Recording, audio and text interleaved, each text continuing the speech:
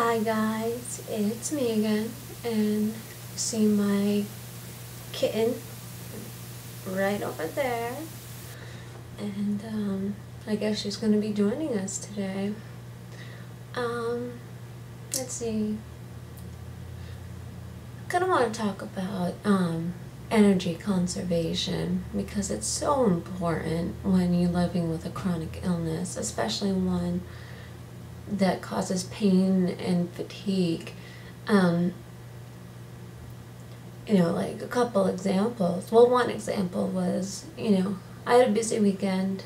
I've had a couple of busy weekends all this past month in February, and just because there's birthdays, like every single week, it's multiple birthdays. And last week was a friend's 30th birthday, and we went to a movie and dinner, and I was agonizing the whole day before about whether or not I should go, because I don't always have the energy, and I don't know what kind of pain I'll be in, so finally, I was just like, well, we'll just have to see, when the time comes for the movie, how I'm doing.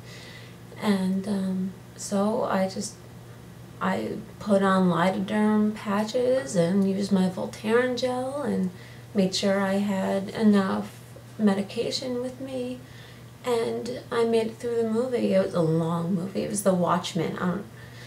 It was okay, but it was long. And then, we went out to dinner, and I did okay there. It was one of those Japanese teppanyaki places where they cook right at the table for you. So, like all I did was rest, the morning and afternoon beforehand, and I was able to do it. And that's what I have to do is, if there's something going on that day or that night, I have to rest either the day before and earlier that day. Excuse me, I have a little bit of a cold. And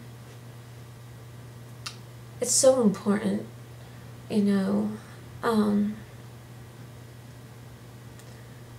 it's worth it to me to spend a day doing nothing but resting and reading or watching TV, and be able to go out later that night, even if I can't walk, because I can't walk at the moment. I don't have knee braces. Mine are too big from all the muscle loss, and they cause more problems than helping at the moment. So I'm either in the wheelchair or I'm carried piggyback by my boyfriend. And it makes a big difference. It really does. And, I know some people with EDS that are like, fight. And, like, you don't want to be in a wheelchair. I'm like, of course I don't want to be in a wheelchair. But if it gives me a better quality of life and allows me to be able to do more, be out with my friends and not be miserable, then I'm going to do it.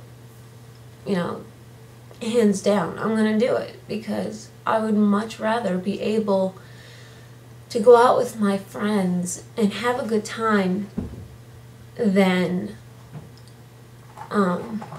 sorry, I got distracted. My cat is playing with my walker. I don't know if you can see her. Yeah, right there.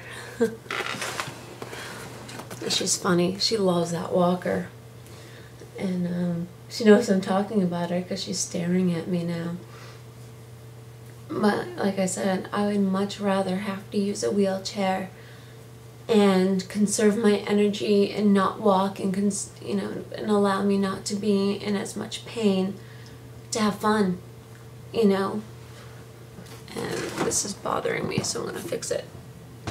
It's just, you have to decide for yourself what's worth it for you. Like, yeah, I would love to be able to walk like I used to. I would love to be able to walk and not be in pain. But the reality is, I can't. And